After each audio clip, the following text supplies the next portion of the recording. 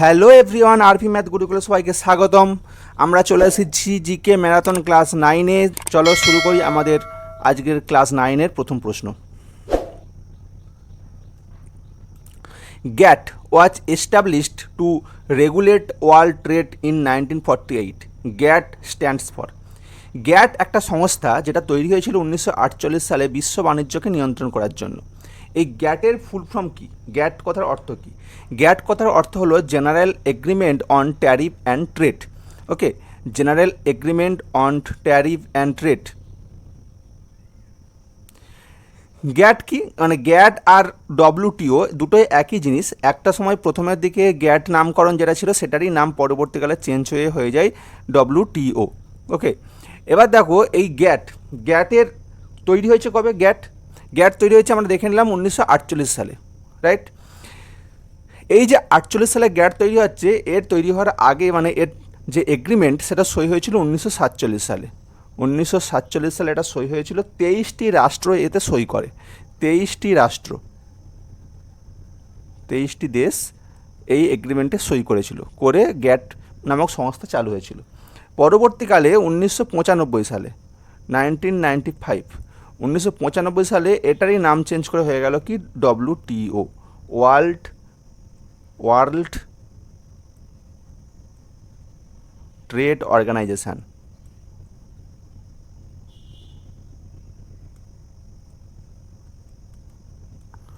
ওকে, next.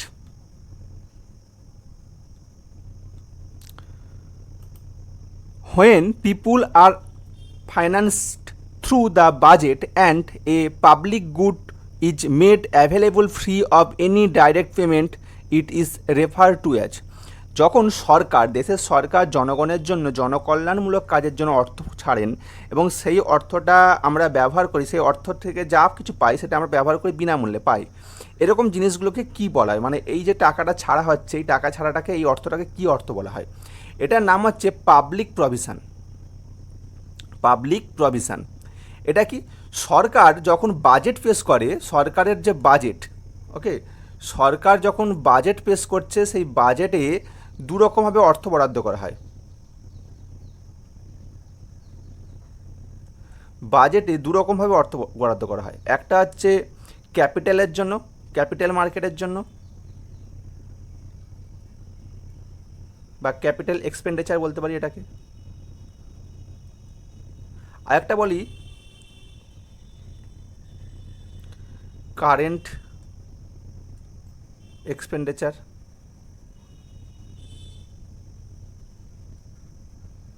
ওকে, capital expenditure কি না, এটা লং টার্মে কিছু করার জন্য। লং টার্মে কীরকম হতে পারে? আমরা রেলপথ তৈরি করব, হতে পারে ব্রিজ তৈরি করব,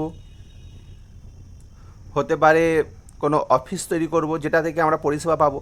এরকম জিনিস তৈরি করাটার অর্থ হলো এটাকে সম্পদ তৈরি করা হচ্ছে, দেশের সম্পদ। রেলপথ দীর্ঘদিন থাকবে, ব্রিজ দীর্ঘদিন থাকবে, অফিস দীর্ঘদিন থাকবে। কিন্তু কারেন্ট এক্সপেন্ডিচার যেগুলো হয় সেগুলো হচ্ছে কি, সেগুলো হচ্ছে আমাদের তাৎক্ষণিক কিছু খরচের জন্য। যেমন সরকার বিভিন্ন সোশ্যাল ওয়ার্কের জন্য বিভিন্ন সামাজিক প্রকল্প চালু করে। যেমন ধরো পশ্চিমবঙ্গ সরকারের কি সামাজিক প্রকল্প আছে? ধরো খাদ্যসাথী প্রকল্প আছে, বা ধরো কন্যাশ্রী প্রকল্প রয়েছে, বা ধরো আবাস যোজনা রয়েছে। এটা কেন্দ্র রাজ্য দু জায়গায় দেখা যায়।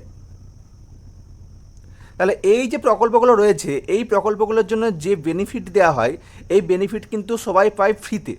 ধরো 2 টাকা কেজি ধরে চাল দেওয়া হয়, এখন 2 টাকা এখন তো ফ্রি হয়ে গেছে, করোনার পর থেকে সেটাও ফ্রি হয়ে গেছে। তাহলে এই যে চাল বিনা পয়সায় দেওয়া হচ্ছে, এটা তো এটার জন্য সরকারকে খরচ করতে হয়েছে। তাহলে এই যে খরচটা, এইটা হচ্ছে পাবলিক প্রভিশন। কারণ এই খরচটা করেছে, কিন্তু তার বিনিময়ে কিন্তু সরকার কোনো বেনিফিট পাচ্ছে না। কন্যাশ্রীতে স্টুডেন্টদের টাকা দেওয়া হচ্ছে, সেই টাকাটার বিনিময়ে সরকার কিন্তু কোনো বেনিফিট পাচ্ছে না। আবাস যোজনায় বাড়ি দেওয়া হচ্ছে, বাড়ি নেই বাড়ি দেওয়া হচ্ছে, কিন্তু রেলপথ, ব্রিজ, এখান থেকে সরকার ইনকাম করতে পারে। রেলপথ হলে সেখানে রেল চললে, সেখানে যেমন মালগাড়ি চললে সেখান থেকে একটা ট্যাক্স পাবে, সেখান থেকে একটা পণ্য পরিবহনের কর পাবে। ঠিক একই রকমভাবে সাধারণ মানুষ যাতায়াত করলে সেখান থেকে রেলের টিকিট কাটবে, সেইখান থেকে একটা ইনকাম হবে। বা ব্রিজ হলে টোল প্লাজা তৈরি করতে পারে, সেখান থেকে ইনকাম হবে। অফিস থেকে কোনো পরিষেবা প্রদানের বিনিময়ে সেখান থেকে টাকার একটা ব্যাপার থাকলেও থাকতে পারে। কিন্তু এই কারেন্ট এক্সপেন্ডিচারে যেখানে আছে, যেখানে সামাজিক প্রকল্পে সরকার খরচ করে, সেখান দিয়ে কিন্তু বেনিফিট বলতে একটাই, ভোটের রাজনীতি ছাড়া আর কোনো বেনিফিট নেই। সাধারণ মানুষের স্বার্থে খরচ করা হচ্ছে ঠিকই, কিন্তু এবার সেই খরচটাও কতটা হচ্ছে সেটা পরের প্রশ্ন। কিন্তু এই যে খরচটা করছে সরকার, এই যে টাকাটা দিচ্ছে, এটাই হচ্ছে public provision. When among the following resisted the demand for the formation of Pakistan? এই যে পাকিস্তান রাষ্ট্রটা তৈরি হয়েছিল, এই পাকিস্তান রাষ্ট্র তৈরির পেছনে অনেকেই অনেক বক্তব্য পেশ করেছেন, অনেকেই এটাকে সমর্থন জানিয়েছেন, কিন্তু একজন ব্যক্তি ছিলেন যিনি এইটাকে সমর্থন জানাননি। তিনি কে? তিনি হচ্ছেন খান আব্দুল গফর খান। খান আব্দুল গফর খান একজন স্বাধীনতা সংগ্রামী সেই সময়কার, কিন্তু তিনি কখনোই পাকিস্তান রাষ্ট্রটা চাননি। তিনি সংযুক্ত ভারতবর্ষটাকেই প্রাধান্য দিয়েছিলেন। খান আব্দুল গফর খানের আরেকটা নাম আছে, তার নাম হচ্ছে ফ্রন্টিয়ার গান্ধী। কি নাম? ফ্রন্টিয়ার গান্ধী।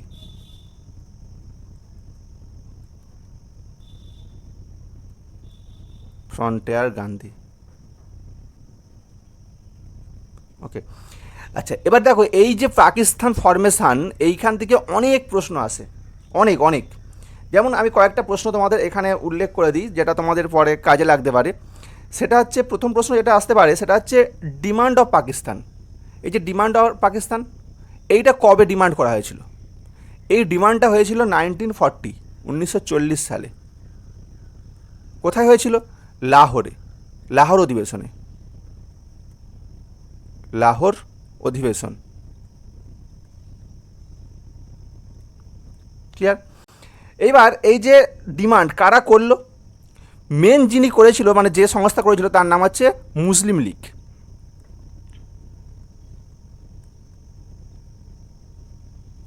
মুসলিম লীগ। এবার যখনই মুসলিম লীগের প্রসঙ্গ আসে, তাহলে মুসলিম লীগ কবে ফরমেশন হচ্ছে? 1906 সালে। 1906 সালে। কোথায়? ঢাকাতে, ঢাকাতে। ওকে, আচ্ছা, এই যে মুসলিম লীগ ঢাকায় তৈরি হলো, কে তৈরি করলেন? তৈরি করলো কে? সলিমুল্লাহ।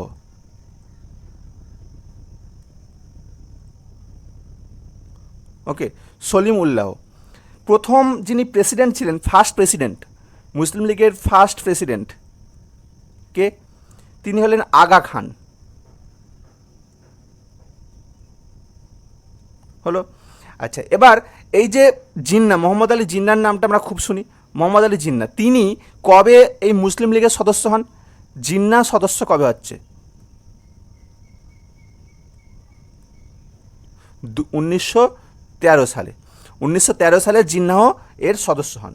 ওকে, এবার এই যে ডিমান্ড অফ পাকিস্তান মানে কি? টু নেশনস থিওরি, দুটো রাষ্ট্র তৈরি হবে, টু নেশনস থিওরি।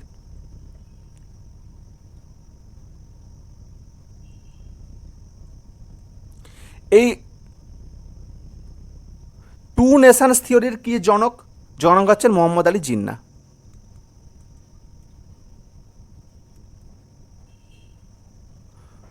ওকে, আচ্ছা, এবার দেখো এখান থেকে এই যে আইডিয়া দিচ্ছে, প্রথম পাকিস্তানের আইডিয়া কে দিচ্ছে? আইডিয়া ফর পাকিস্তান তিনি কে দিচ্ছেন? তিনি হলেন মোহাম্মদ ইকবাল।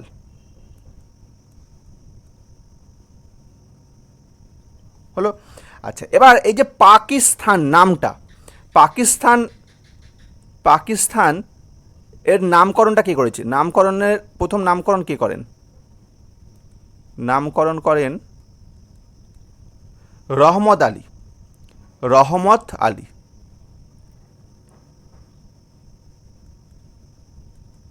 তাহলে দেখো একটা প্রশ্ন থেকে কতগুলো প্রশ্ন হতে পারে বলো তো?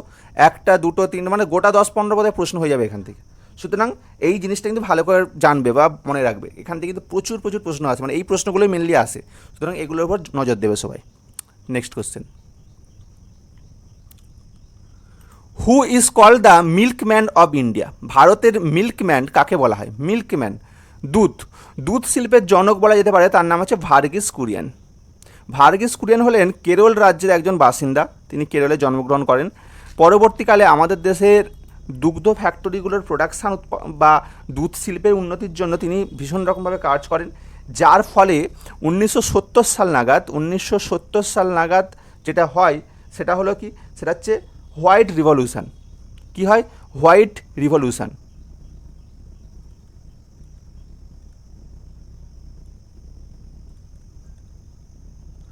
এই হোয়াইট রিভলিউশনের আরেকটা নাম আছে, তার নাম হচ্ছে কি অপারেশন ফ্লাড। অপারেশন ফ্লাড, এটাও খুব প্রশ্নে আসে যে অপারেশন ফ্লাড কিসের সঙ্গে সম্পর্কিত, সেটা হচ্ছে মিল্কের সঙ্গে। ওকে, আবার অনেক সময় আসে হোয়াইট রিভলিউশন কবে হয়েছিল, 1970 সালে। আবার প্রশ্ন আসছে যে হোয়াইট রিভলিউশনের সঙ্গে কোন প্রোডাকশান যুক্ত, সেটা হচ্ছে মিল্ক। আরেকটা প্রশ্ন আসে মিল্কম্যান অফ ইন্ডিয়া কাকে বলে, সেটা হচ্ছে Verghese Kurian.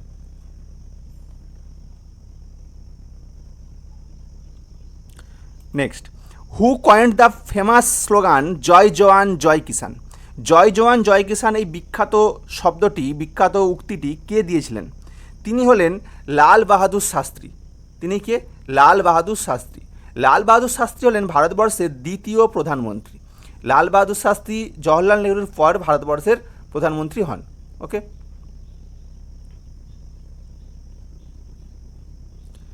Second prime minister.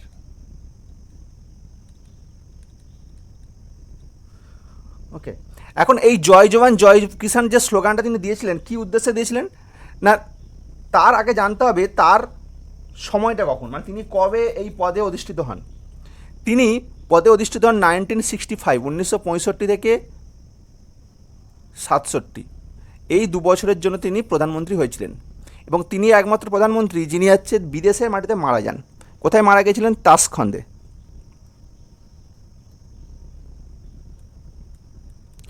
তাশকান্দে তিনি মারা যান, যেটা বর্তমানে উজবেকিস্তানে অবস্থিত।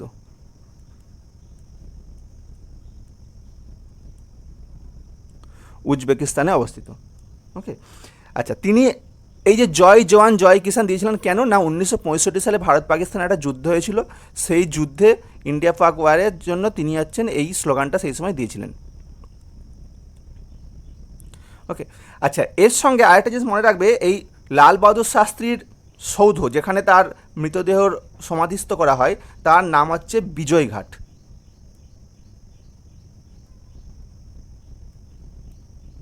বিজয়ঘাট। আচ্ছা, আরেকটা জিনিস মনে রাখবে, এই জয় জওয়ান জয় কিষান আর যদি তার সঙ্গে যুক্ত হয়ে যায় জয় বিজ্ঞান। জয় বিজ্ঞান।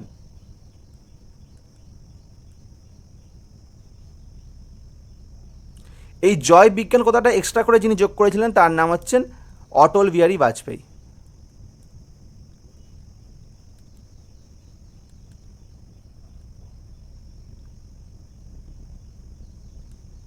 কেন তিনি যোগ করেছিলেন না, 1998 সালে পোখরানে নিউক্লিয়ার টেস্ট হয়েছিল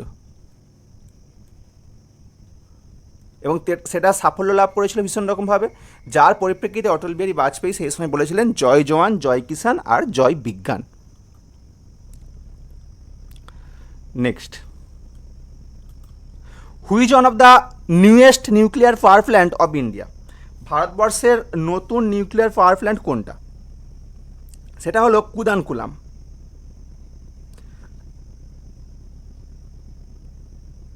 কুদামকুলাম পাওয়ার প্ল্যান্টটা কোথায় অবস্থিত? কুদামকুয়ার পাওয়ার প্ল্যান্টটা অবস্থিত তামিলনাড়ু রাজ্যে, তামিলনাড়ুতে। ওকে, এখন এই কুদানকুলাম পাওয়ার প্ল্যান্ট এটা নতুন অবস্থিত আমরা জানলাম, তাহলে প্রথম কোনটা তৈরি হয়েছিল? প্রথম তৈরি হয়েছিল তারাপুরা। কবে তৈরি হয়েছিল? 1969, ফার্স্ট পাওয়ার প্ল্যান্ট। ওকে, আচ্ছা, এর সঙ্গে কালাপাক্কাম। কালাপাক্কাম কোথাকার পাওয়ার প্ল্যান্ট বা কোন রাজ্যের? সেটা হলো তামিলনাড়ু, এটাও তামিলনাড়ু রাজ্যে। এছাড়া দেখো নারোডা রয়েছে, নারোডা কোথাকার? উত্তরপ্রদেশ। ওকে,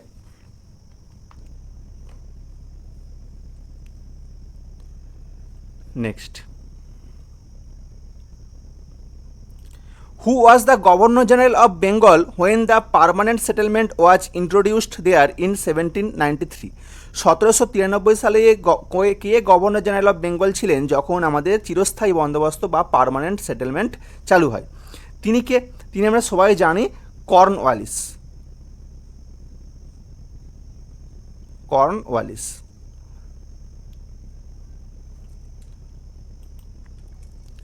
কর্নওয়ালিস 1793 সালে চিরস্থায়ী বন্দোবস্ত চালু করার আগে তিনি কি করেন, 10 সালা বন্দোবস্ত চালু করেন। প্রথমে 10 সালা বন্দোবস্ত মানে কি, 10 বছরের জন্য জমি লিজে দেওয়া। 10 সালা বন্দোবস্ত এটা কবে চালু করেছিলেন, 1790। আর ইনি 1793 সালে চিরস্থায়ী বন্দোবস্ত বা পার্মানেন্ট সেটেলমেন্ট।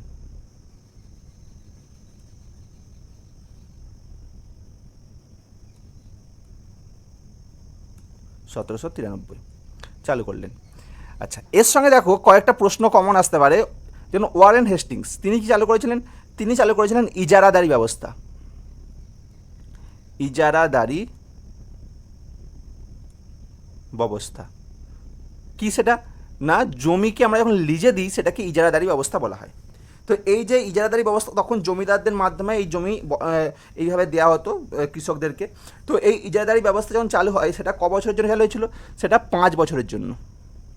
5 বছরের জন্য।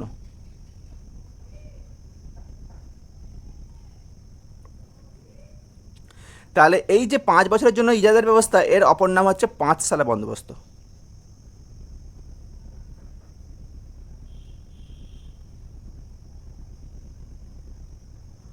ওকে, next.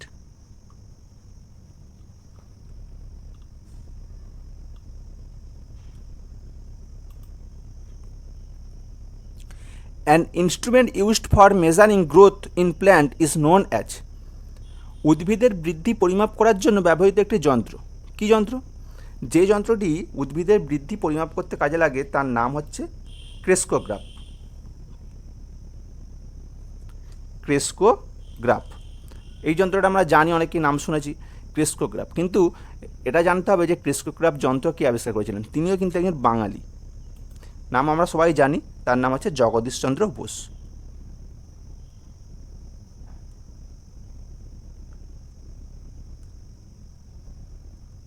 Jagadish Chandra Bose.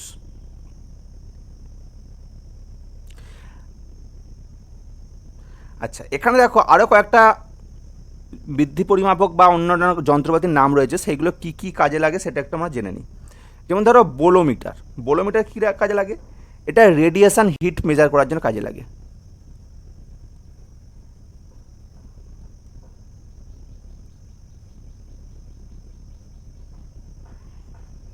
Radiation hit measurement মানে যেমন ধরো ইলেকট্রোম্যাগনেটিক রেডিয়েশন।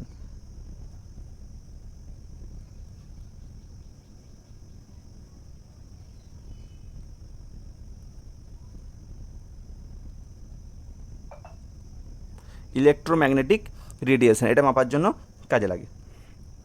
আচ্ছা, কার্ডিওগ্রাফ। কার্ডিওগ্রাফ এটা কী কাজে লাগে? এটা হচ্ছে হার্টের সমস্যাগুলো মাপার জন্য কার্ডিওগ্রাফ লাগে, হার্ট রিলেটেড প্রবলেম মেজারমেন্টের জন্য।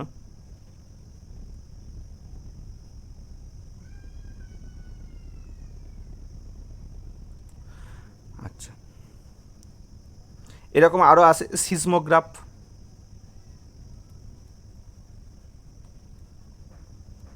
সিসমোগ্রাফ এটা কি আর্থকোয়েক মেজারমেন্টের জন্য।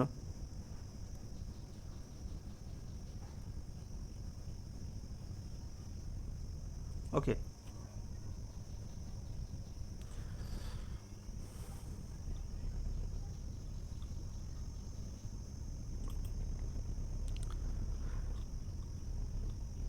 আচ্ছা, when was the border road organization established in India? BRO. BRO কবে তৈরি হচ্ছে? বিআরও তৈরি হচ্ছে 7th May 1960। তার মানে সেকেন্ড অপশান 2, 7th May 1960। মে মাসের 7 তারিখে 1960 সালে তৈরি হচ্ছে। বিআরও কি? বিআরও হচ্ছে বর্ডার সংক্রান্ত, মানে ভারতবর্ষের সীমানাবর্তী, মূলত উত্তর এবং উত্তর পূর্ব ভারত, মানে একদম জম্মু কাশ্মীর থেকে শুরু করে হিমাচল, নেপাল সীমান্ত, সিকিম, ভুটান সীমান্ত, অরুণাচল প্রদেশ, মিজোরাম, মণিপুর, নাগাল্যান্ড, ত্রিপুরা, এই পুরো এরিয়াটা জুড়ে কি করে? বিআরও রাস্তা তৈরি করে। কি করে? রাস্তা তৈরি করে। রাস্তা। এটা মূলত আমাদের স্বরাষ্ট্র দপ্তরের অধীনে। কার অধীনে? স্বরাষ্ট্র দপ্তর। ঠিক আছে, তাহলে এই যে এরা তৈরি করছে, এখানে যেমন রাস্তা তৈরি করে, শুধুমাত্র তাই নয়, এরা কি করে, এরা হচ্ছে যেগুলো হাই অল্টিটিউড রোড, মানে যেগুলো হচ্ছে আমাদের পাস, মাউন্টেন পাস রয়েছে, সেরকম পাসগুলো এরা কিন্তু রাস্তা সেখানে নির্মাণ করে। যেমন ধরো একটা খুব বড় পাস বা সবথেকে উঁচু পাস, যেটা প্রশ্ন আসানোর সময়, হাই মাউন্টেন পাস বা high border road, highest border road,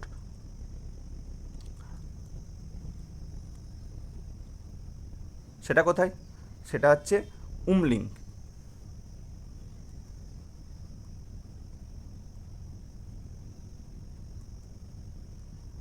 Umling Umlingla road হচ্ছে সব থেকে উঁচু বর্ডার রোড, যেটা কিন্তু এই বিআরওই নির্মাণ করেছে। Next question, in human beings which of the following has highest affinity for oxygen? মানুষের মধ্যে কোনটি অক্সিজেনের প্রতি উচ্চ আকর্ষণ রয়েছে? অক্সিজেনকে টানে যেটা, সেটা হচ্ছে হিমোগ্লোবিন। হিমোগ্লোবিনের সঙ্গে কিন্তু আমাদের রক্তের একটা বিশাল রকমের সম্পর্ক রয়েছে। ওকে, অ্যাকচুয়ালি হিমোগ্লোবিন কি না, হিমোগ্লোবিন হচ্ছে একটা প্রোটিন থাকে, যেটা কি করে, রেড ব্লাড সেল থাকে, সেটা হচ্ছে কি করে, অক্সিজেনকে অ্যাবজর্ব করে, অক্সিজেনকে টানে। ওকে, হিমোগ্লোবিন অ্যাকচুয়ালি কি প্রোটিন। এই প্রোটিনটা কি করে, এটাই হচ্ছে প্রোটিনের মধ্যে যেটা আরবিসি থাকে, আরবিসি কি করে, অক্সিজেনকে অ্যাবজর্ব করে বা অ্যাফিনিটি করে। ওকে, বাকিগুলো কিন্তু করে না। মেলানিন কি জানো নিশ্চয়ই, আমাদের ত্বকে থাকে বা স্কিনের সঙ্গে সম্পর্কিত, যেটা আমাদের মূলত চামড়া কালো বা চুল কালো, এই যে উপাদানগুলো রয়েছে, এর সঙ্গে কিন্তু মেলানিনের একটা বড় সম্পর্ক রয়েছে। ল্যাকটিক অ্যাসিড ল্যাকটিক অ্যাসিড কি না, এটা হচ্ছে 3 কার্বন মডিউল, 3 কার্বন মলিকিউল। কি সেটা না, এটা হচ্ছে ল্যাকটিক অ্যাসিডের যে সম্পর্ক বা ফর্মুলাটা কি, সেটা বুঝলেই বুঝতে পারবে। ল্যাকটিক অ্যাসিডের ফর্মুলাটা কি না, C3H6O3। এই যে C3, কার্বন 3 অণু, কার্বন 6 অণু, হাইড্রোজেন আর অক্সিজেন 3 অণু, এই যে রিলেশনটা, এই এখানে মলিকুলটা কটা, কার্বনের 3টে। ওকে, যদি বলতো এটা ল্যাকটিক অ্যাসিডের মধ্যে আছে, এটা 4টে অপশানের জায়গায় বলতো হাইড্রোজেন কটা, কোথাও বলতো 5টা, কোথাও 6টা, কোথাও 4টে, কোথাও 3টে, তাহলে তখন হয়তো হাইড্রোজেন 6টা। Okay, next, which article of the constitution of India is related to the appointment of a governor? গভর্নরের অ্যাপয়েন্টমেন্টের কত নম্বর আর্টিকেলের মধ্যে উল্লেখ করা রয়েছে? গভর্নমেন্টের সম্পর্কে লেখা আছে বা বলা আছে, এটা হচ্ছে আর্টিকেল নাম্বার 155। 155 নম্বর আর্টিকেলে কী হচ্ছে, গভর্নর তার অ্যাপয়েন্টমেন্ট এই সম্পর্কে বলা আছে। গভর্নর নিযুক্ত হতে গেলে তার একটা নির্দিষ্ট বয়স লাগে বা কিছু একটা পদ্ধতি লাগে। কী পদ্ধতি? তিনি কার মাধ্যমে নিযুক্ত হন?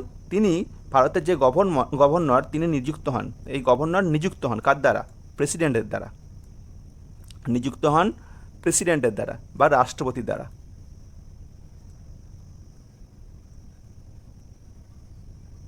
ওকে, গভর্নরের বয়স কত হতে হয়? মিনিমাম 35 বছর। আর তিনি কি ভারতের নাগরিক হতে হবে তাকে। কোনো লাভজনক পদে তিনি থাকতে পারবেন না।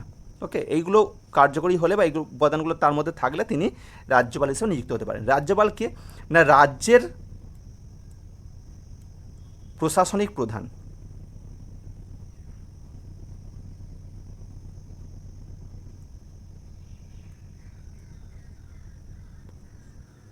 ওকে, আচ্ছা, এর সঙ্গে দেখো যে বাকি 4টে আর্টিকেল রয়েছে, সেগুলো একটু জেনে নিই আমরা। আর্টিকেল 148-এ কী আছে? CAG, controller and auditor general, CAG এর সম্পর্কে ব্যাখ্যা আছে।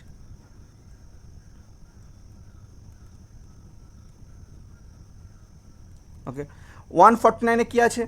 ক্যাগের কার্যাবলী, ক্যাগ কী কী কাজ করবে, ক্যাগের সেই কাজ সম্পর্কে উল্লেখ করা আছে। আর আর্টিকেল 143-তে কী আছে না, রাষ্ট্রপতি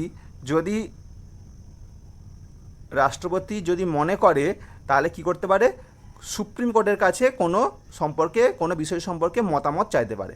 রাষ্ট্রপতি সুপ্রিম কোর্টের কাছে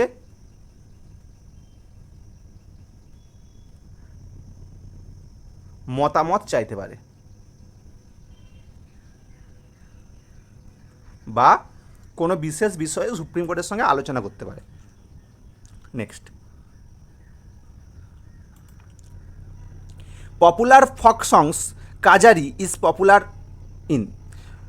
একটি জনপ্রিয় লোকসঙ্গীত কাজারি, সেটা কোন অঞ্চল বা কোন রাজ্যে বেশি জনপ্রিয়? সেটা হচ্ছে উত্তরপ্রদেশ। উত্তরপ্রদেশ রাজ্যে কাজারি গানটা বা কাজারি লোকসঙ্গীতটা কিন্তু খুব জনপ্রিয় একটা সঙ্গীত। এছাড়া দেখো বাকি যে রাজ্যগুলো রয়েছে এখানেও কোথাও কোথাও একটা গুরুত্বপূর্ণ কিছু লোকসঙ্গীত রয়েছে। যেমন ছত্তিশগড়ে, ছত্তিশগড়ে যে লোকসঙ্গীত বিখ্যাত তার নাম হচ্ছে পান্ডাভানি। পান্ডাভানি। একই রকমভাবে দেখো মধ্যপ্রদেশে যেটা জনপ্রিয় সেটা কি? মধ্যপ্রদেশের জনপ্রিয় সেটা হচ্ছে রাই লোকসঙ্গীত, এবং আরেকটা সঙ্গীত দেখা যায় সেটা হচ্ছে সাহারলি।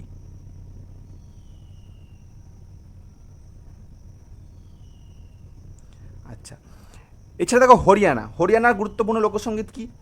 হরিয়ানার গুরুত্বপূর্ণ লোকসঙ্গীত হলো রাগিনী। ওকে, আরও কয়েকটা জায়গায় বলে দিলাম, যেমন ধরো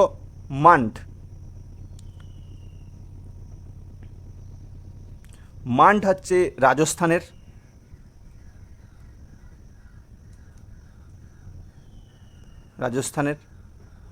আচ্ছা, এছাড়া দেখো লাভানি মহারাষ্ট্র। ওকে, আচ্ছা, এছাড়া দেখো বাউল ওয়েস্ট বেঙ্গল। ক্লিয়ার? চলো নেক্সট।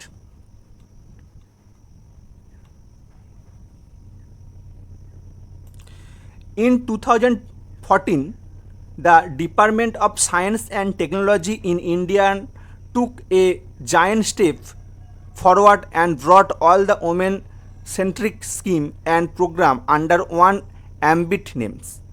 2014 সালে ভারতের বিজ্ঞান আর প্রযুক্তি বিভাগ একটি বড় পদক্ষেপ নিয়েছিল এবং সকল নারীকেন্দ্রিক প্রকল্প কর্মসূচিকে একটি পরিধির আওতায় আনা হয়েছিল। সেই প্রকল্প বা পরিধিটির নাম কি? সেটির নাম হচ্ছে কিরণ প্রকল্প।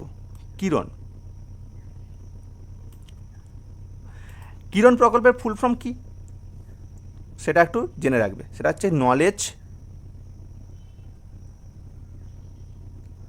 Knowledge involvement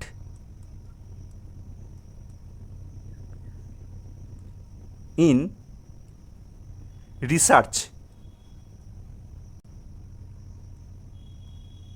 advancement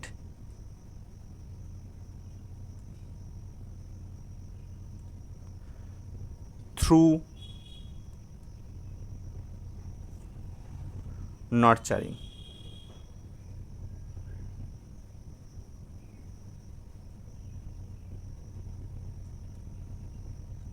Okay, next. Which steel plant was established with Russian collaboration in Durg district of Chhattisgarh and started production in 1959?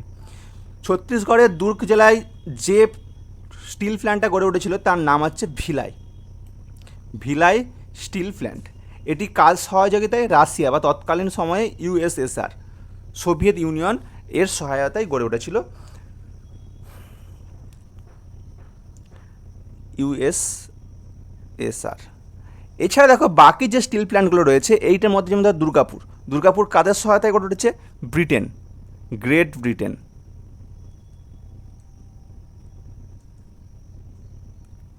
আচ্ছা, রৌড়কেল্লা কার সহযোগিতায় গড়ে উঠেছে? রৌড়কেল্লা গড়ে উঠেছিল জার্মানির সহযোগিতায়। আচ্ছা, বোকারো স্টিল প্ল্যান্ট কার সহযোগিতায় গড়ে উঠেছে? বোকারো স্টিল প্ল্যান্ট গড়ে উঠেছিল এটাও সোভিয়েত ইউনিয়ন এদের সহযোগিতায়। দুর্গাপুর, রৌড়কেল্লা, ভিলাই প্রায় একই সময় তিনটে কারখানা গড়ে উঠেছিল, আর বোকারো স্টিল প্ল্যান্ট আরও কিছুদিন পরে এখানে তৈরি হয়। তো এই হচ্ছে আমাদের 4টে স্টিল প্ল্যান্ট গুরুত্বপূর্ণ। আচ্ছা, the famous novel untouchable was written by. বিখ্যাত উপন্যাস আনটাচেবল কার লেখা? আনটাচেবল উপন্যাসটির লেখক হচ্ছেন মুকরাজ আনন্দ। বহু পরীক্ষায় এসেছে প্রশ্নটি, মুকরাজ আনন্দ। ওকে, তিনি 1935 সালে এই নোবেলটি রচনা করেন, 1935 সালে। আর কে নারায়ণও খুব বিখ্যাত একজন লেখক, তার একটি গুরুত্বপূর্ণ বই হচ্ছে মালগুড়ি ডেস, এটাও অনেক পরীক্ষা এসেছে।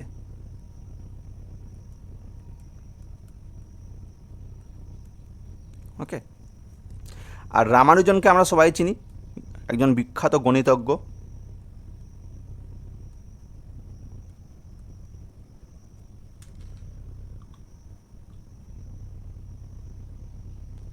Next, which state is the largest producer of bauxite? Bauxite উৎপাদনে কোন রাজ্য সবথেকে প্রথম স্থান অধিকার করে, সবথেকে বেশি প্রোডাকশান করে থাকে? সেটা হচ্ছে কি, সেটা হচ্ছে উড়িষ্যা।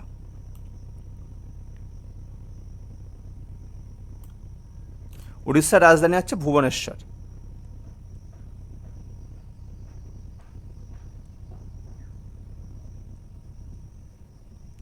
আচ্ছা, এবার দেখো এই যে বাকি স্টেটগুলো রয়েছে, এখানে দেখো অন্ধ্রপ্রদেশ, অন্ধ্রপ্রদেশে কিসের প্রোডাকশন বেশি হয়? না, অ্যাসবেস্টার। অ্যাসবেস্টার সব থেকে বেশি উৎপাদন হয়। আচ্ছা, মধ্যপ্রদেশে কিসের প্রোডাকশন বেশি হয়? সেটা হচ্ছে কোপার। ওয়েস্ট বেঙ্গলে কিসের প্রোডাকশন বেশি? Coal. Okay,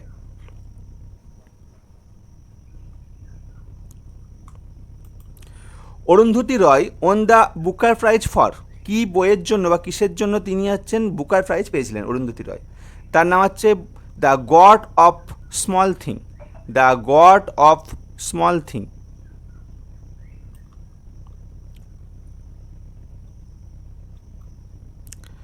which movement was negative enough to be peaceful but positive enough to be effective? কোন আন্দোলন শান্তির দিক থেকে নেতিবাচক কিন্তু কার্যকারিতার দিক থেকে ইতিবাচক ছিল? সেটা হচ্ছে কুইট ইন্ডিয়া মুভমেন্ট, ভারত ছাড়ো আন্দোলন। কবে হয়েছিল? 1942। কবে হয়েছিল? 1942। খিলাফত মুভমেন্ট কবে হয়েছিল? 1920 থেকে 22। নন কোঅপারেটিভ কোঅপারেশন মুভমেন্ট, এটা হচ্ছে 1920 থেকে 22। আচ্ছা, স্বদেশী মুভমেন্ট 1905 থেকে 1909। ওকে,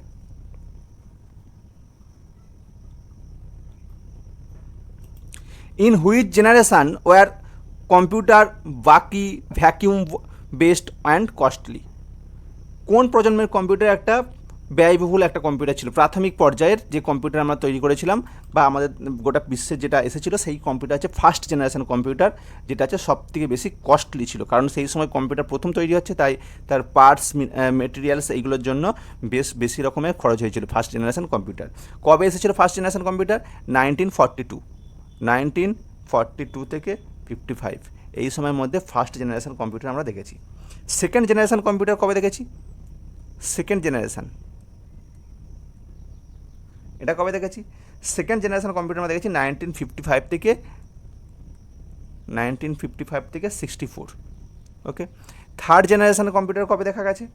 থার্ড জেনারেশন কম্পিউটার গেছে 1964 থেকে 75। 1964 থেকে 75 এই সময়ের মধ্যে। এরপরে কী এসেছে? এরপরে এসেছে ফোর্থ জেনারেশান,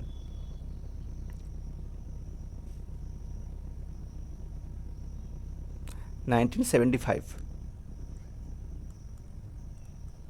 90, আর এরপরে ফিফথ 1990। ওকে,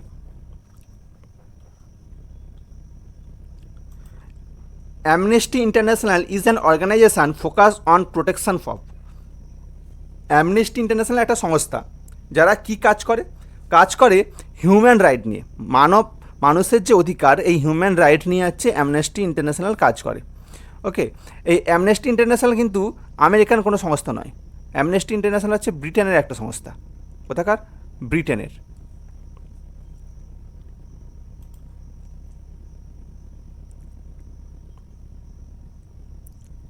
ব্রিটেনের সংস্থা। ওকে, আচ্ছা, এটা কবে তৈরি হয়েছিল? এটা তৈরি হয়েছিল 1961-এ। 1961-এ তৈরি হয়েছে। এর হেডকোয়ার্টার কোথায়? Headquarter UK. ওকে, আচ্ছা, এর প্রতিষ্ঠাতাকে, এই অ্যামনেস্টি ইন্টারন্যাশনালের প্রতিষ্ঠাতা, ফাউন্ডারকে, ইম্পর্টেন্ট প্রশ্ন, ফাউন্ডার হচ্ছে পিটার বেনসন।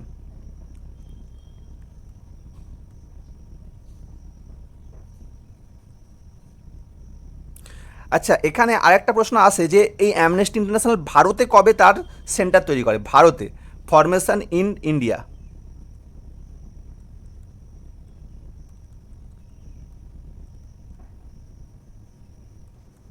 নাইনটিন 66। কোথায়? বিহারে প্রথম এদের সেন্টার চালু করে।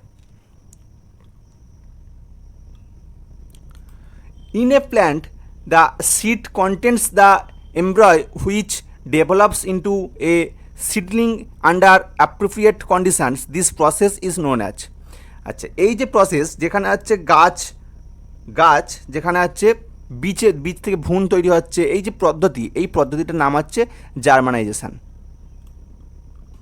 বা জার্মিনেশন। এই জার্মিনেশন পদ্ধতিটা, এটা হচ্ছে একটা গুরুত্বপূর্ণ পদ্ধতি যেখানে হচ্ছে গাছের বীজ বা ভ্রূণ থেকে উদ্ভিদে বিকশিত হয়, উদ্ভিদ তৈরি হচ্ছে। আচ্ছা, এখানে দেখো আরও কয়েকটা টার্ম রয়েছে, সেগুলো একটু আমরা আলোচনা করে নিই। যেমন ধরো পলিনেশন। পলিনেশন কি? পলিনেশনটা কি না, এটা হচ্ছে ট্রান্সফার অফ পোলেন। কি পোলেন? মানে একটি ফুলের, ধরো একটি ফুলের মধ্যেই বা একটি ফুল থেকে অন্য একটি ফুলের মধ্যে যদি মেল বা পুরুষ পার্টগুলো সঙ্গে মানে সংযোগ স্থাপন ঘটে, মহিলা পার্টের সংযোগ স্থাপন ঘটে, তাহলে এই যে পদ্ধতিটা, মানে যেখান থেকে আমাদের ফুলের বিকশিত হবে সেই জায়গাটা, সেই পার্টটাকে বলা হচ্ছে পলিনেশন। ঠিক আছে? আচ্ছা, ট্রান্সপিরেশনটা কি? ট্রান্সপিরেশন হচ্ছে যখন গাছ কী করে, ওয়াটার অ্যাবজর্ব করবে। কোথা থেকে? মাটির তলা থেকে। যখন গাছ মাটির তলা থেকে ওয়াটার অ্যাবজর্ব করছে, সেই ওয়াটারটা কী করছে, উপর দিকে উঠে গাছের মধ্যে বিভিন্ন শাখা প্রশাখা পাতার মধ্যে ছড়িয়ে পড়ছে। এই পদ্ধতিটাকে বলা হচ্ছে ট্রান্সপিরেশন। ঠিক আছে? আর ক্রস পলিনেশনটা কি না, যখন একটি ফুলের মধ্যেই এই পুরুষ মহিলার মধ্যে সংযোগ স্থাপন হবে এরকমটা নয়, যখন ভিন্ন ফুল বা অন্য কোনো জায়গায় অবস্থিত ফুলের মধ্যে এই সংযোগ স্থাপনটা করবে। অনেক সময় কী হয় না, আমাদের দেখবে কিছু গাছ হয়, কিছু ফুল গাছ যেখানে হচ্ছে একটা ফুল গাছে হয়তো দু রকম, বিশেষ করে জবা ফুলের গাছে দেখতে পাই একটা ফুল গাছে সাদা জবা হয়েছে, আবার লাল জবা হয়েছে। এরকম যখন হয়, সেটা কারণটা কি না, সেটা হচ্ছে ক্রস পলিনেশনের জন্য। ঠিক আছে? এটাও কিছু কিছু গাছে খুব মানে ভিন্ন, এতে পরিবেশে খুব রেয়ার এই সিস্টেমটা আমরা দেখতে পাই।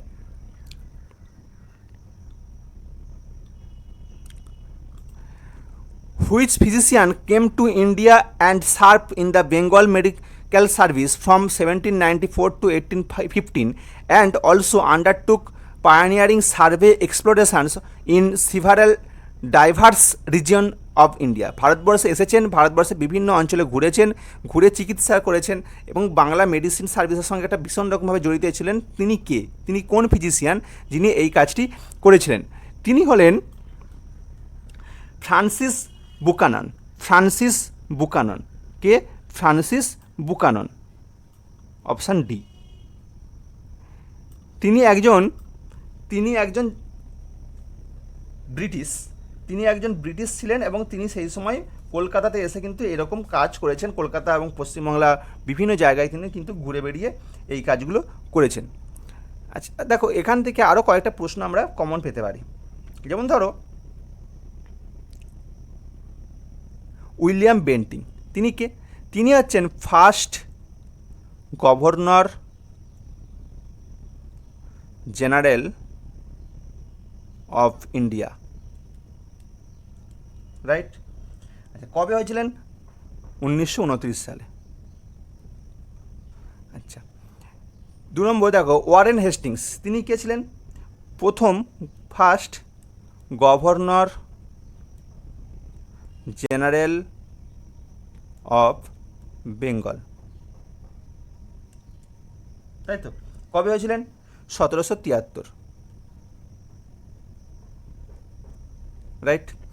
আচ্ছা, এবার দেখো স্যার উইলিয়াম জোন্স ছিলেন একজন ফিলোলজিস্ট এবং জাজ। তিনি যেটার সঙ্গে সবথেকে গুরুত্বপূর্ণ, ওনার নাম যেই জন্য আমরা চিনি বা জানি, তিনি হচ্ছেন কলকাতা মাদ্রাসার প্রতিষ্ঠাতা। কলকাতা মাদ্রাসা।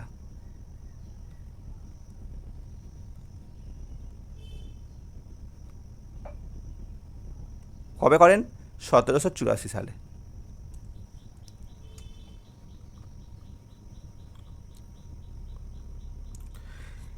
League of nations was replaced by league of nations.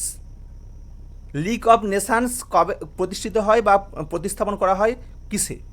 League of নেশনসের প্রতিস্থাপন হচ্ছে যেটা, সেটা হচ্ছে ইউনাইটেড নেশনে, তাই তো, সম্মিলিত জাতিপুঞ্জ। এখন এই লিগ অফ নেশনসটা কী তাহলে কবে তৈরি হচ্ছে? লিগ অফ নেশনস তৈরি হচ্ছে তোমার প্রথম বিশ্বযুদ্ধ যখন হলো, প্রথম বিশ্বযুদ্ধের পরে লিগ অফ নেশনস তৈরি হচ্ছে। তাহলে league of nations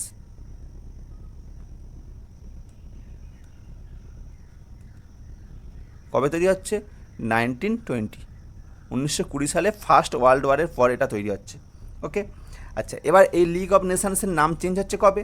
league of নেশনসের নাম চেঞ্জ হচ্ছে, ইউনাইটেড নেশনে পরিণত হচ্ছে 1955-এ, এই 45-এ, যার নাম হচ্ছে কি ইউনাইটেড নেশনস, তাই তো, ইউনাইটেড নেশনস।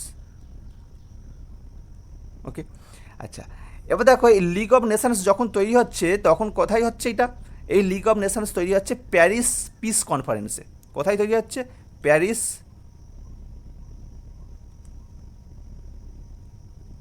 পিস কনফারেন্স, এখানেই কিন্তু হচ্ছে লিগ অফ নেশনস তৈরি হচ্ছে। ওকে, আর হচ্ছে পরবর্তীকালে 1945 সালে যখন সেকেন্ড ওয়ার্ল্ড ওয়ার হয়ে গেল, তারপরে তৈরি হচ্ছে ইউনাইটেড নেশনস।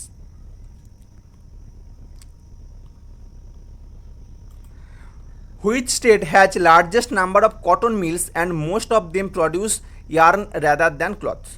কাপড় তৈরি করার বদলে সুতোর উপর বেশি জোর দেওয়া হয়, এবং কোন রাজ্যেও যেখানে সব থেকে বেশি কটন মিল রয়েছে সেই রাজ্যটা কি? সেই রাজ্যটা হলো তামিলনাড়ু।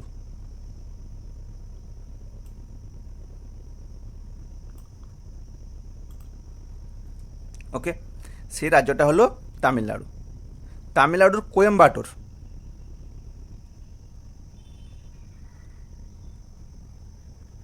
কি বলা হয়? Manchester of south India.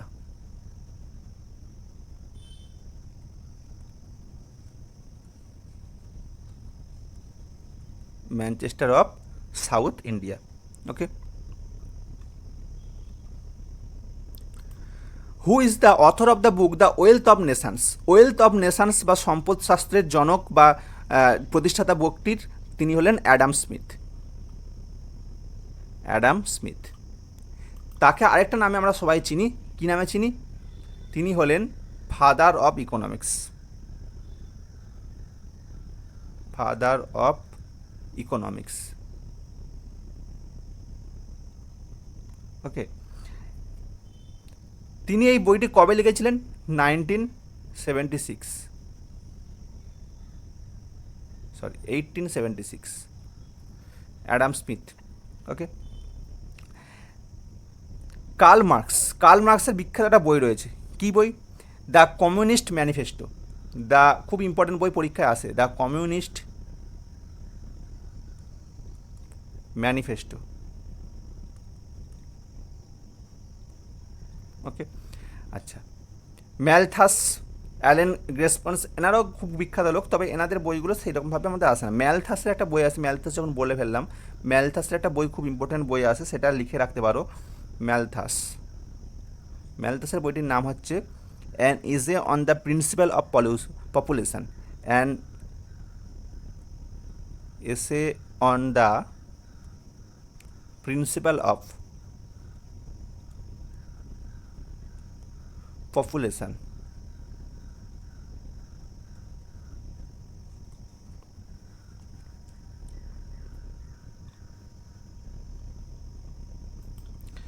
Which fiber crop is used for making coarse, cloth, bag, sacks and decorative items? কাপড়, ব্যাগ এবং অলংকারী সামগ্রী তৈরিতে কোন তন্তু ব্যবহার করা হয়? সেটি হচ্ছে জুট। জুট হচ্ছে এমন একটা তন্তু যেটা হচ্ছে এই কাজে সবথেকে বেশি ব্যবহার করা হয়। ওকে, কটন দিয়ে মূলত জামা কাপড় তৈরি করা হয়, ঠিক আছে। এখানে একটা ক্লিপ দেখো, এখানে ভালো করে বুঝতে পারবে যে হেম্প মানে হচ্ছে শন কি, বা এটা হচ্ছে এক রকমের বোটানিক্যাল শ্রেণীর একরকম উদ্ভিদ, যা বিশেষভাবে শিল্প এবং ভোগ্য পণ্যের জন্য জন্ম। শিল্প এবং ভোগ্য পণ্যের জন্য এটি বিভিন্ন ধরনের পণ্য তৈরিতে ব্যবহার করা যেতে পারে। বাঁশের পাশাপাশি শন পৃথিবীর দ্রুত বর্ধনশীল উদ্ভিদগুলির মধ্যে একটি, মানে বাঁশ জাতীয় এক রকমের গাছ, যেখানে গাছের ছবিটা দেখলে বুঝতে পারবে এটা এক রকমের গাছ যেখান থেকে এর তন্তুকে নিয়েও কিন্তু আমরা বিভিন্ন রকমের পণ্য তৈরি করি। আর হুপ ভাইনটা কি? হুপ ভাইন হলো এক রকমের উদ্ভিদ যার ফুল স্বাদ, তিক্ততা, সুগন্ধ যোগ করে তৈরি করা হয়, মানে এক রকমের মাদক জাতীয় দ্রব্য বা মদ জাতীয় শিল্পে এই হুপ ভাইনটা ইউজ করি আমরা। ঠিক আছে,